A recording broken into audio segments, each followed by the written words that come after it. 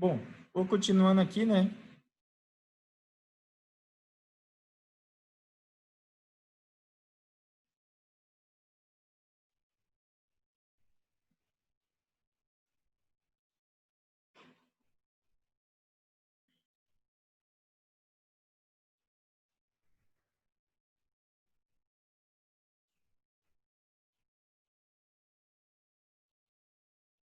Bom, vou continuar aqui.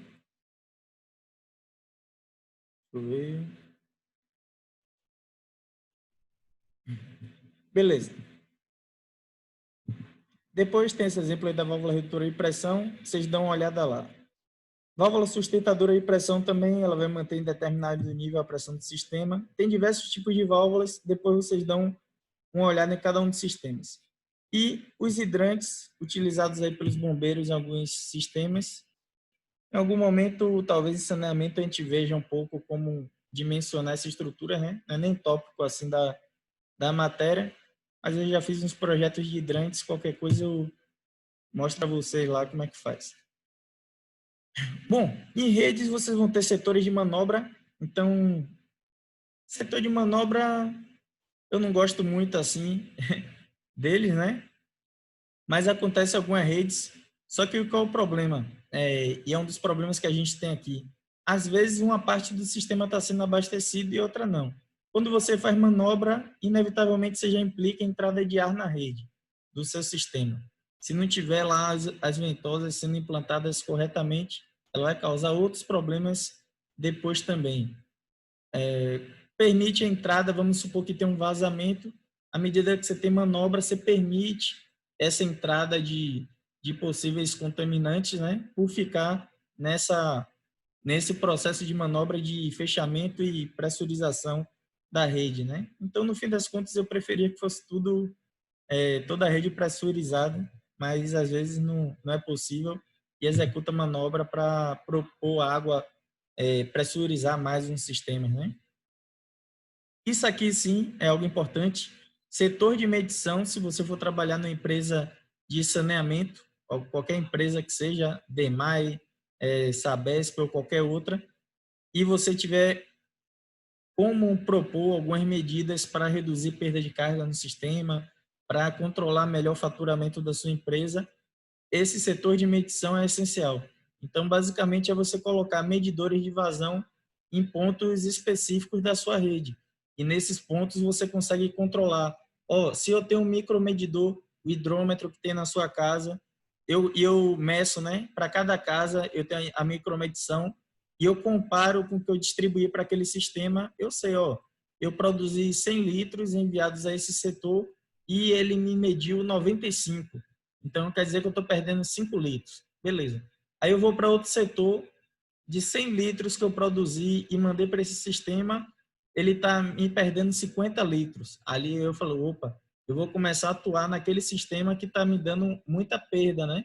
Eu mando minha equipe lá de operação avaliar aquele sistema para verificar se está tendo perda de água ou, é, ou falha dos equipamentos, né? Então está tendo vazamento, algo nesse sentido, ou por desvio, né? Aquela população está desviando por algum modo, então eu vou investir mais em micromedição naquele setor. Então a medição é algo fundamental em redes aí.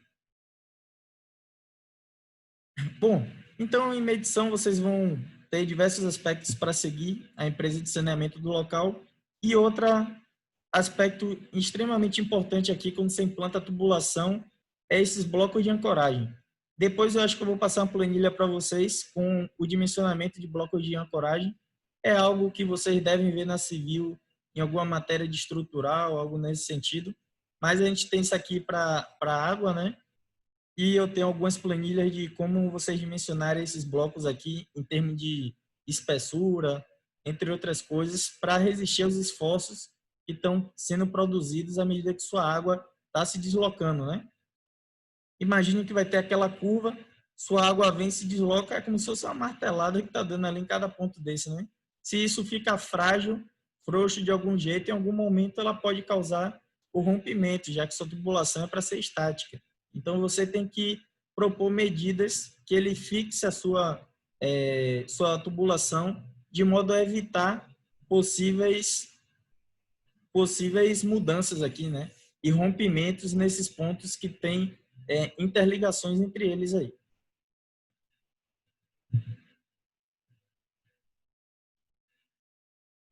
Bom, tem diversos tipos de sistema.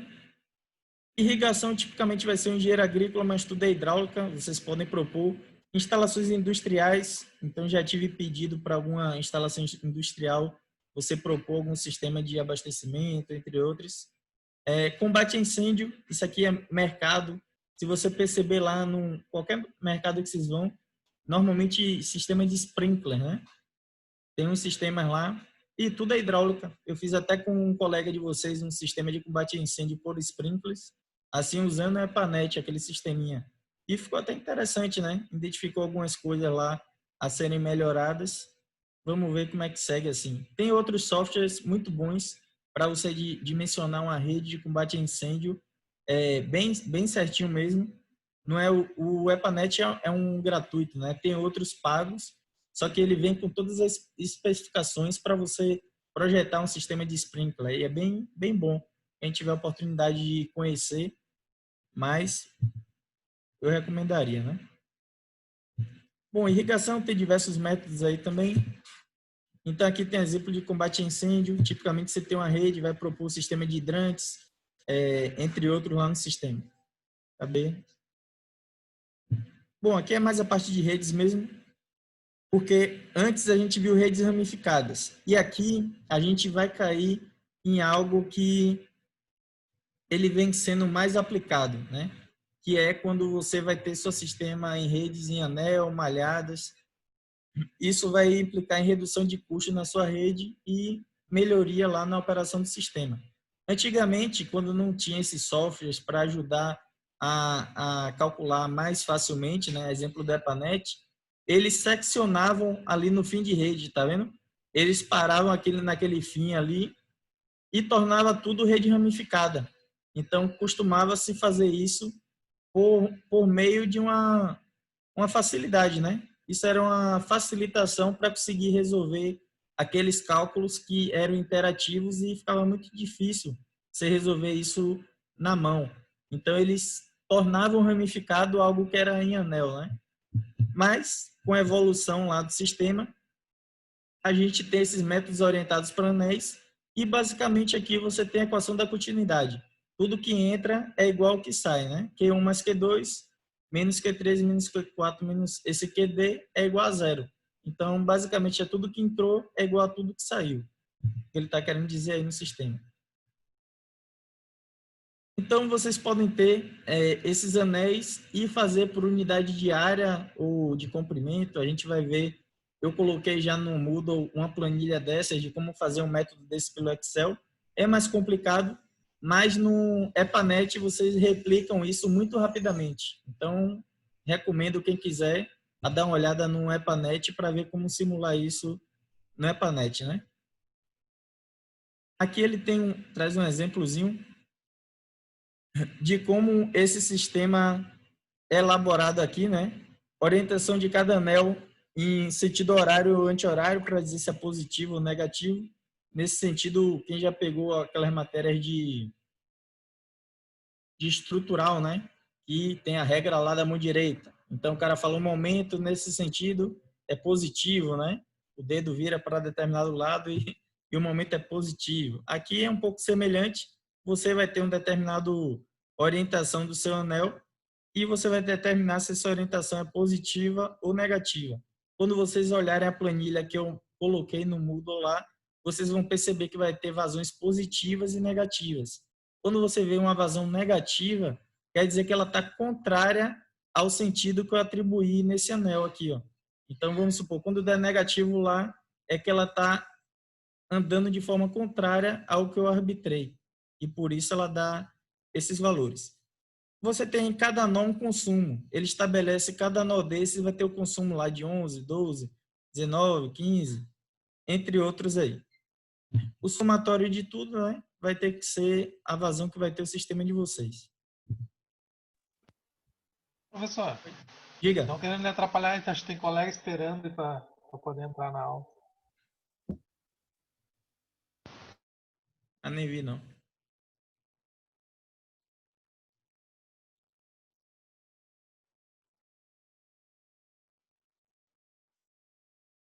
Beleza. Esse método de orientação para anéis é um pouco mais complicado lá, mas a gente vai ter uma determinada variação da perda de carga que você tem no sistema e uma variação de vazão que vai ter entre cada um deles. Quando eu mostrar a planilha, talvez fique mais fácil de entender, mas esse daqui é bem mais complicado mesmo. O método de orientados para anéis é um pouco mais complexo para visualizar. Mas simulando no NepaNet é bem tranquilozinho de fazer, né? Então, o método que vocês, quem quiser pesquisar um pouco mais sobre ele, né? Tipicamente aplicado é esse método de Radicross aqui. Então, basicamente, vai ter uma compensação das vazões de anel para anel em função de um equacionamento. Ele relaciona a vazão e a perda de carga do sistema. Então, a perda de carga do sistema é dada por esse R vezes Q elevado a B, né? Então, Q vai ser a vazão. E a variação de vazão é pequena comparada à vazão em cada trecho do anel. A gente vai ver esse comportamento aqui na planilha. Vou tentar botar a planilha para ver se fica mais fácil de visualizar aqui, né? Basicamente, vocês vão seguir um alinhamento dessas fórmulas que estão aí, né? Onde esse R vai apresentar aquela característica ali. O R que a gente viu antes aqui, ó.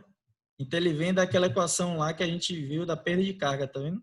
Então, quando você utilizar a fórmula universal, você vai ter essa característica desse R de cima aí. E quando usar a fórmula de Hasu-Williams, o N vai ser igual a 1,85.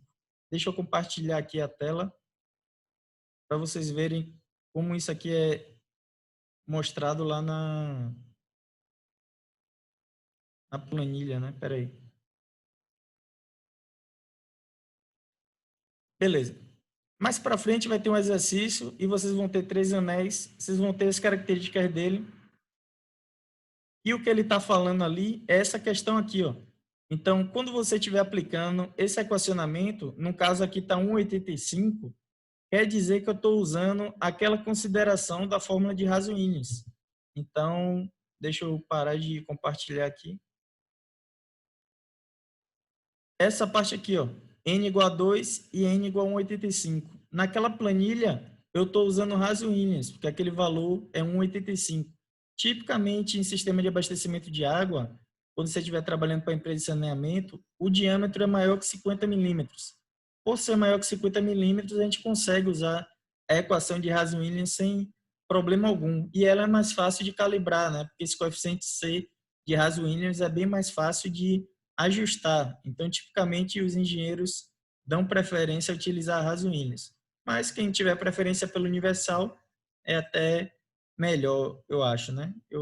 Eu gosto mais da universal, mas ela acaba tendo suas dificuldades devido a essa parte de calibração desses modelos. E com o de Hasu-Williams é bem mais fácil de fazer essa calibração aí. Cadê? Bom, então lá é o que eu estava dizendo aqui, ó. Vocês vão ter que atribuir os comprimentos de cada trecho, isso vocês vão ter por alguma topografia. A velocidade, aqui tem duas que eu coloco, então você pode calcular pela equação da continuidade, e isso aqui é que tem a velocidade no livro do Porto, ele associa que é 0,6 mais 1,5 do diâmetro, então 50% do diâmetro, né? Ele chega a uma determinada velocidade média daquele sistema, e vocês vão ter que distribuir a vazão de cada trecho. Essa vazão aqui, vocês que vão arbitrar, né? Para cada um dos trechos que tem. Como é que você vai fazer isso? Sei lá, o centro de Porto Alegre, ele consome muito mais água do que os outros. Eu vou ver, para o centro de Porto Alegre vai uma parcela considerável de água. Então, eu vou atribuir que aquele trecho lá, ele vai levar mais água. Trecho com mais água implica em diâmetros maiores, não é isso? Então, vocês vão verificar a parte do sistema de vocês que exige mais água e arbitrar essas vazões que estão indo inicialmente para cada um desses trechos. Porque essa vazão está negativa, né? Não existe lá vazão negativa, é porque ela está contrária àquele sistema que você arbitrou no anel. Então, eu vou arbitrar um determinado caminhamento da minha água na rede. Quando ela está negativo, quer dizer que ela está indo contrário ao que eu... Beleza. Vai ter a fórmula da perda de carga. Aqui eu uso o comando SI mais uma vez. Então, o comando SI é aquele negócio que eu disse. Quando ele tiver acontecendo uma situação, ele vai fazer uma fórmula. Se for diferente dessa situação, ele vai fazer outra. No caso aqui, ele está dizendo se I15 for menor que zero. Então, se esse valor aqui, ó, de vazão for menor que zero, ele vai colocar um valor negativo na frente da equação de Haselmiller, está vendo? O ABS, que é tipo um valor absoluto, então eu estou dizendo que ele vai utilizar o valor positivo daquele sistema, da vazão, porque na hora de eu calcular ali elevado a 1,85, ele pode dar algum problema. Eu coloquei lá o absoluto de 1,85, apliquei o resto da fórmula de Haselmiller aqui. Então, se esse valor for menor do que zero, eu vou fazer essa característica para o seu sistema, para o meu sistema, né? Atribuir um sentido negativo aqui, ó. Caso esse valor seja maior que zero, que é o contrário, né? E nesse caso é ele ser maior do que zero, ele vai aplicar a fórmula de Haselmiller normal, do jeito que a gente conhece ela aqui, ó, sem um valor negativo, tá vendo? E eu obtenho aqui a perda de carga para o sistema. Então, no fim das contas, a ideia básica desse sistema, eu sei que é difícil de entender assim, né? E é bem complicado mesmo esse método aqui. Na real, o que vocês estão almejando aqui, no fim das contas, é reduzir essa variação de vazão, tá vendo? Então, ela estava em 7.2, 3.6 e foi em 0.3. Então, você está reduzindo essas variações de vazão que você está tendo no sistema de vocês aqui. Então, a ideia é um pouco essa, você reduzir isso até que fique no valor mínimo. E quando isso acontecer, é que seu sistema está bem dimensionado, né? O EPANET vai fazer isso de forma muito mais automática. Então, eu repliquei essa mesma situação aqui no EPANET. Depois eu vou ver se eu acho aqui e passo para vocês também. E vocês vão ver que dá basicamente a mesma coisa, mas de forma muito mais rápida e tranquila, né? Sem vocês terem boa parte desse trabalho que teria fazendo essa planilha aqui. Beleza. Essa parte é um pouco complicada ali de entender nessas aulas, ainda mais online assim, né?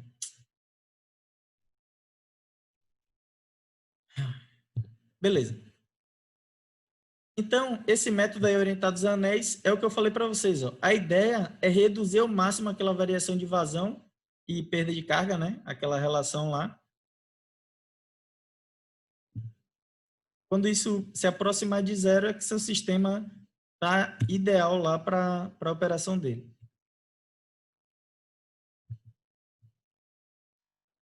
Aqui é mais uma distribuição das vazões. Ó. Ele estava com 41, se você perceber na esquerda, depois ele foi para 31 e assim sucessivamente. Ele vai arbitrando vazões até encontrar a melhor proposta, né, para o seu sistema.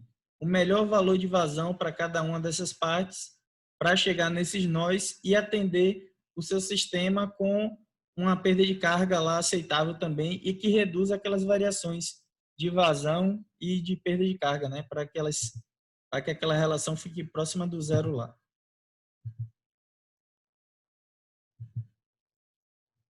Bom, então aqui é mais os softwares que vocês podem usar para isso. Tem o Rede, o C-Rede e o EPANET, que é o que eu mais uso. Então, quem quiser usar é tranquilo. Aplicar aquele exercício que vai ter ali, que eu mandei o Excel para vocês. Se quiser aplicar ele no EPANET, é bem fácil. Você não demora 10 minutos fazendo, quem tiver interesse, né? E o exercício é esse aqui, ó. Isso são curvas de nível. Você pode extrair a cota de cada um desses pontos aqui pela curva de nível.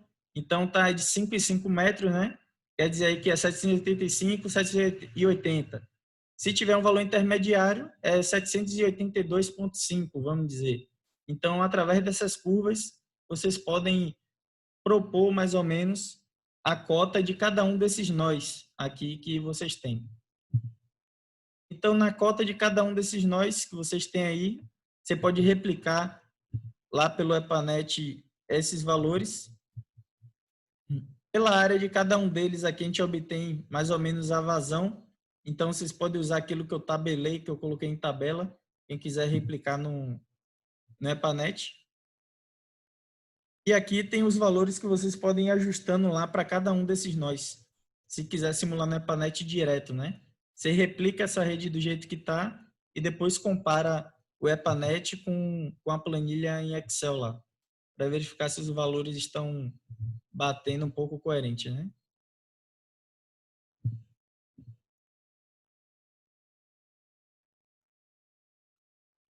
Essa parte de encanamento equivalente eu só vou falar rápido aqui, mas é algo que vocês já viram. É aquela parte de conduta em série e conduta em paralelo que vocês têm. Conduta em série, toda a água passa por um conduto só, então vocês têm aí uma tubulação única com 3 diâmetros diferentes. A perda de carga nesse pequenininho vai ser muito maior do que a perda de carga no grandão, né? Então, já que está passando a mesma vazão por toda essa tubulação. Quando você está passando a mesma vazão, você foi para uma tubulação menor, quer dizer que a perda de carga aumenta, né? Vai aumentar a velocidade e consequentemente vai aumentar a perda de carga. Quando o diâmetro aumenta para essa mesma vazão, a sua perda de carga diminui.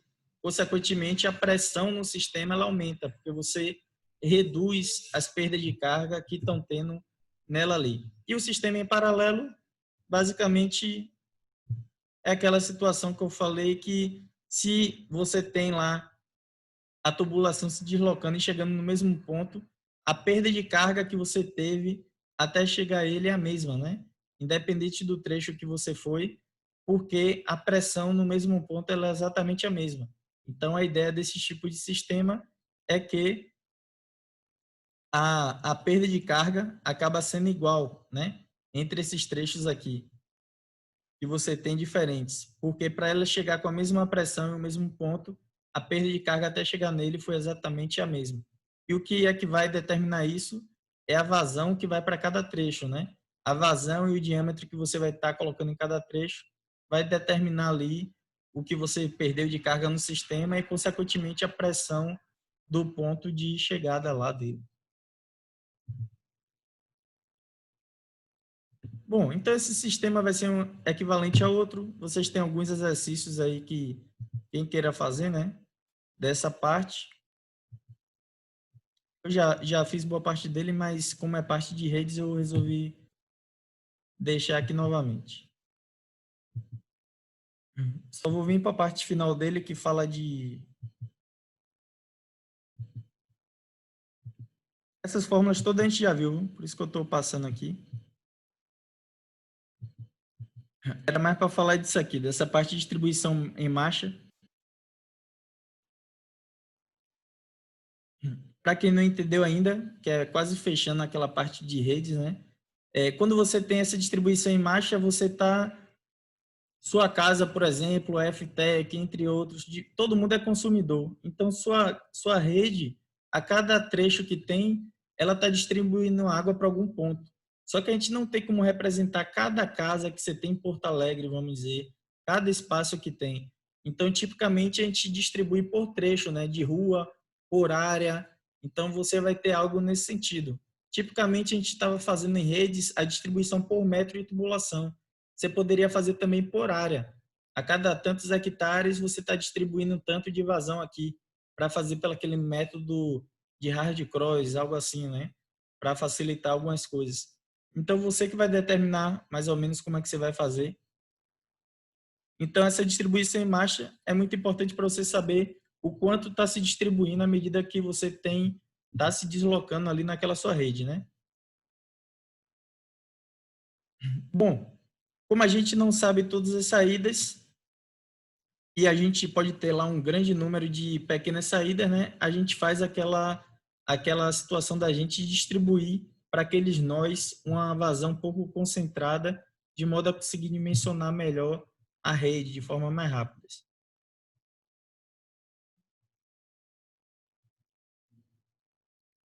E a distribuição em marcha, ela se dá um pouco de forma uniforme, por isso que a gente adota aqueles valores lá fixo para toda a rede, né? Foi aquele 0,008 que a gente estava atribuindo para toda a rede, e assim a gente encontrava a vazão distribuída em cada trecho. Bom, no A ali tem um tubo sem distribuição em marcha, no B você vai ter retirada em alguns pontos, e o C, uma distribuição em marcha lá no fim da rede do ponto. É mais o gráfico de como se dá essa distribuição aí. Bom, a vazão vai diminuindo de montante para jusante. É um pouco lógico isso, que você está perdendo vazão no seu sistema. E ela vai cair naquela situação que a gente já viu lá, de ser metade da vazão de jusante mais a de montante, né? No nosso sistema. Cadê?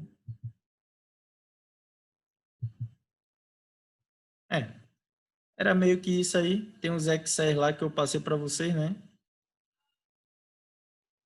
Eu vou aqui partir para a aula que tinha prevista para hoje mesmo. Deixa eu ver.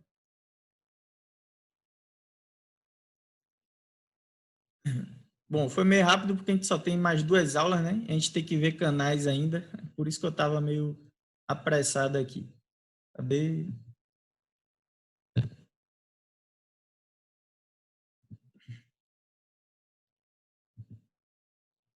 Bom, todo mundo tá vendo a tela aí certinho, né? Se estiver passando aí.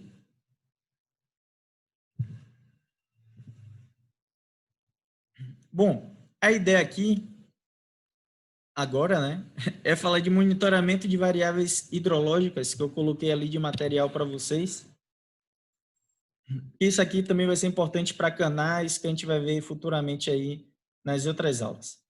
Bom, o que é esse monitoramento de variáveis hidrológicas e por que isso vai ser importante para vocês, né? Eu trabalho bastante com essa parte de modelagem hidrológica. Então, às vezes você tem um rio, vamos supor, e você não sabe a vazão que passa nele. E depois você vai precisar implantar uma ponte naquele sistema. Como é que você vai implantar uma ponte se você não sabe a quantidade de água que está passando por debaixo dela? A finalidade de uma ponte é o quê? Ligar 2 pontos de forma que não tenha interferência, que você proponha um fluxo contínuo de pessoas, de transporte de matéria-prima, de automóveis, entre outros. Então, se aquela ponte ela acaba sendo submersa por um determinado rio que está passando, é porque algum engenheiro falhou no cálculo, né? Ele não previu a quantidade de água que estaria passando por ela e não estabeleceu níveis para aquelas pontes. Então, é um exemplo prático da importância de você monitorar variáveis hidrológicas e depois de como você usar essas variáveis que você monitorou para obter a informação de vazão em pontos que vocês não têm dados. Tem até um colega de vocês, o Gustavo, que a ideia é ele fazer um trabalho desse, né? Pegar todas as pontes que tem ali acima do rio Jacuí e propor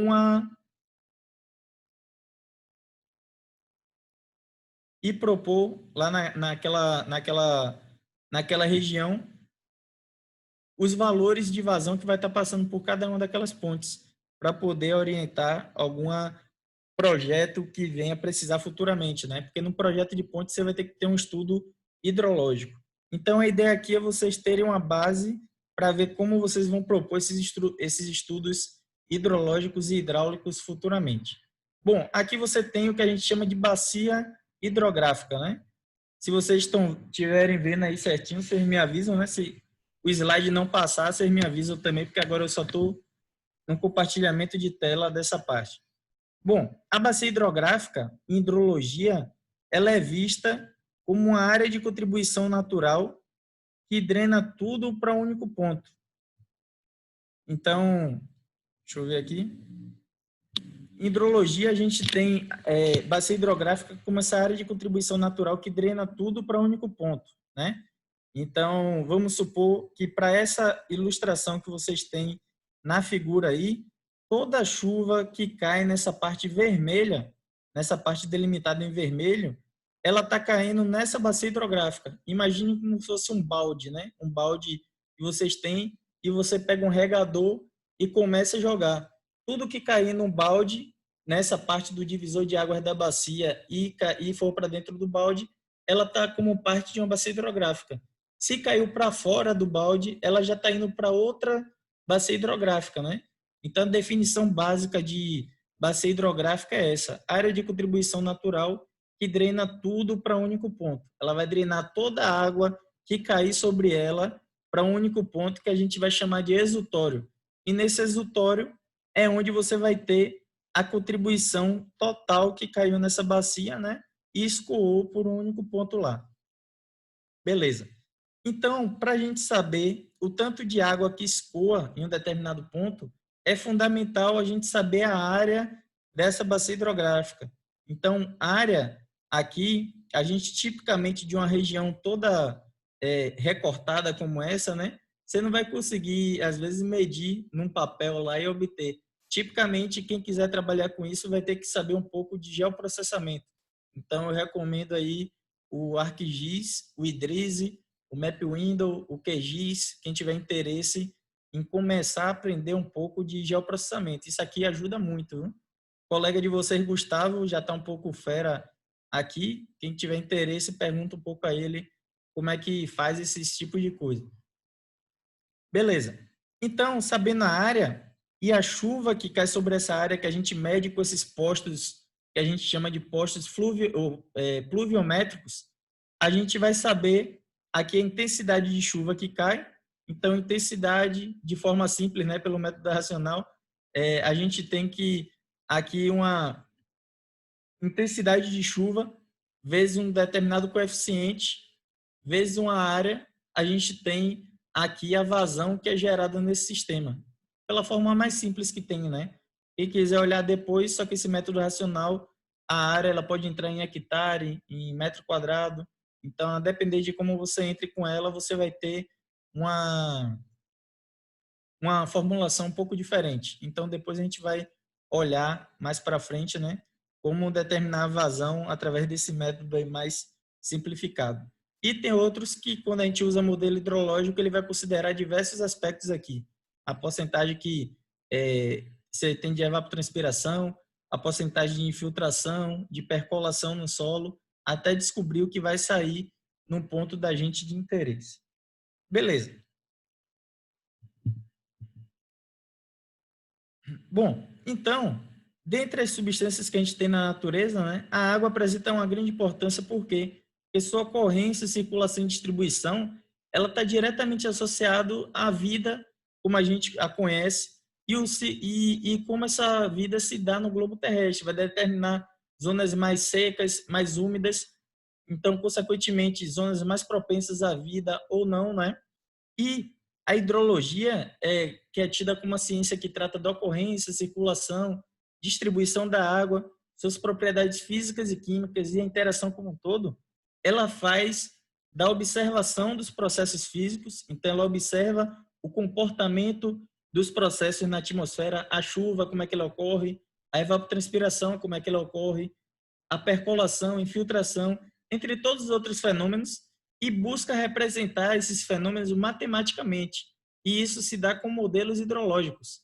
Então, a gente tem aí no Rio Grande do Sul o MGB, um modelo muito bom desenvolvido aí no Rio Grande do Sul, na tese de doutorado do professor Walter Colinchon, excelente, e os alunos dele continuam aprimorando hoje em dia, e basicamente é isso.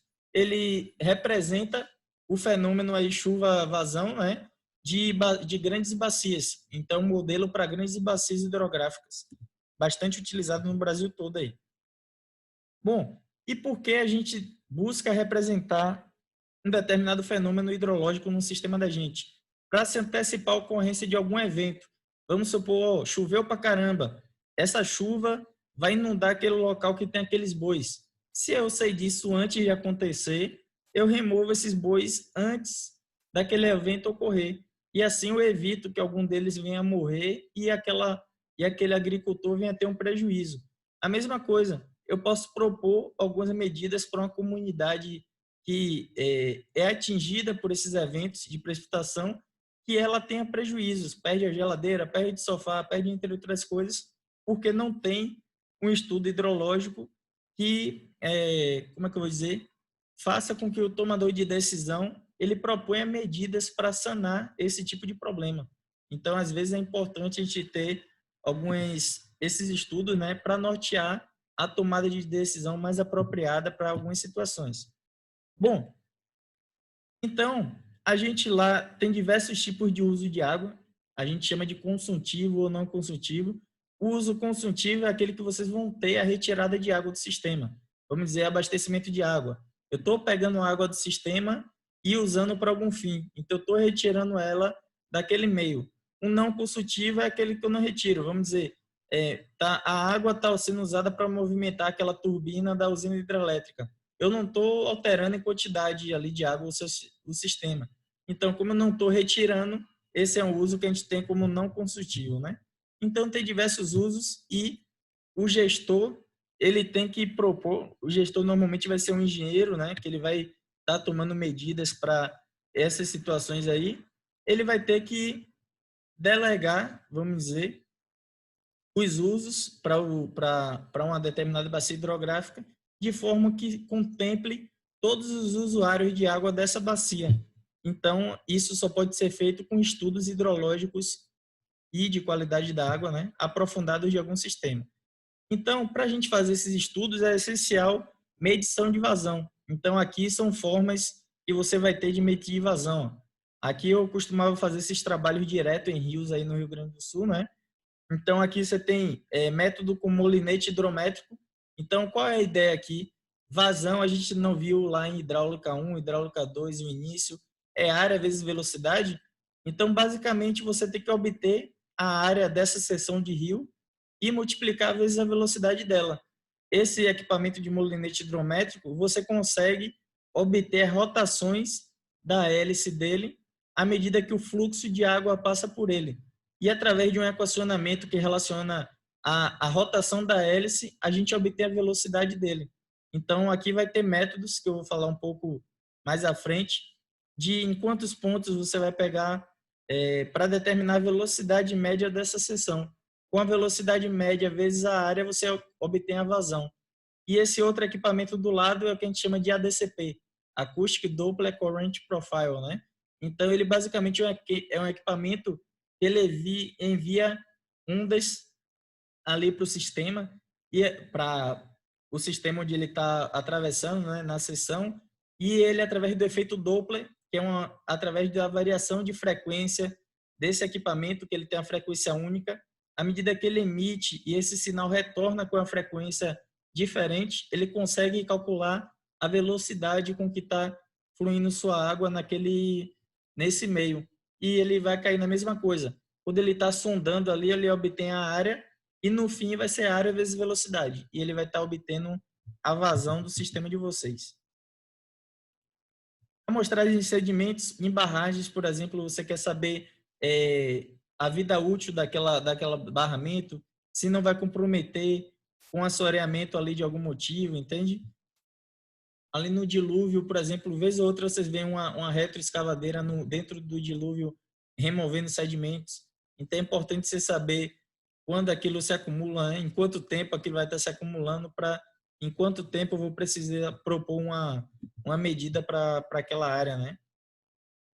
E tem diversas outras características e trabalhos que vocês, como engenheiros, vão poder estar executando nesses sistemas, né? Aqui foi um estudo que a gente fez de assoreamento de um reservatório.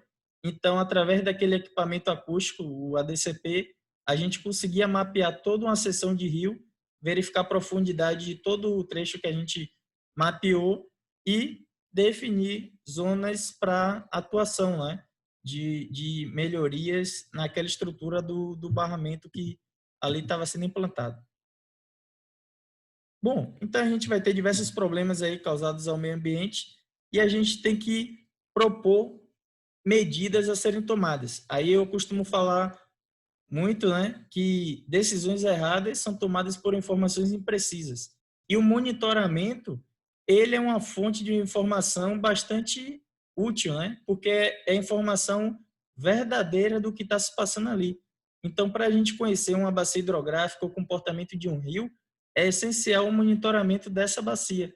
E o monitoramento se dá com a instalação de equipamento e coleta de dados, análise desses dados e aplicação desses modelos hidrológicos que vão dar suporte aí a algumas tomadas de decisões. na bacia hidrográfica, no ciclo hidrológico e essas interações que a gente vai ter com esse monitoramento que a gente executou. E aqui, para quem quiser trabalhar no futuro, né, com essa área, que é bastante boa, tem o MGB IPH, que é um modelo excelente para grandes bacias desenvolvidos aí no Rio Grande do Sul. O INPH2, que ele também é um modelo desenvolvido na Universidade Federal do Rio Grande do Sul. O IPHS1, que ele também é um modelo hidrológico mais simplificado, desenvolvido lá também. SWAT, que é um modelo americano. REC-RAS e REC-HMS, modelo americano. Mas esses modelos americanos aqui, ó, eles vieram fruto também de algumas propostas do professor Tucci, se eu não me engano, que é daí do Rio Grande do Sul. É um cara que é referência nacional nessa parte, né? E motivou alguns estudos aí de outros países, né? O cara é muito bom mesmo. O professor Walter Colinchon foi orientando do Tucci e é hoje referência também no Brasil e no mundo, creio também. O cara é excelente aí. Do Rio Grande do Sul também, né? Bom, e por que a gente tem que quantificar esses dados aí? A água que chega na casa de vocês, ela não chega de qualquer jeito, né? Ela tem que ser coletada em algum ponto. Então, você vai captar a sua água em um determinado ponto. Aquele ponto de captação, ele tem que suprir a demanda de vocês. Para suprir, ele vai ter que suprir em quantidade e em qualidade. Por que em quantidade e qualidade, né? Quantidade é natural que se eu tenho 5 litros e eu tenho várias pessoas consumindo 10 litros, não fecha a conta, né? 5 litros não vai suprir a necessidade das pessoas que exigem 10, né? Beleza. Então, se eu tenho 10 de necessidade, eu tenho que ter 10 de fornecimento, né? Então, as contas têm que bater. A equação da continuidade lá. E qualidade, ela vai interferir em quê? Na empresa que vai estar tratando essa água. Se eu tenho uma água com qualidade ruim, isso vai implicar em mais custos de tratamento para essa empresa. Nisso, vocês como engenheiros, quando estiverem definindo o local, vocês vão ter que avaliar esses aspectos. Ele supre a quantidade que eu preciso para esse sistema, a qualidade aí está boa o suficiente para que eu não gaste muito no meu tratamento. Então, quando vocês avaliarem locais propensos à instalação de uma estação de captação para vocês, para qualquer sistema que seja, porque aparece, vez ou outra aparece um trabalho desses para você propor um sistema de abastecimento para algum loteamento, para um mercado, para o que quer que seja. E vocês têm que ter uma noção básica do que o que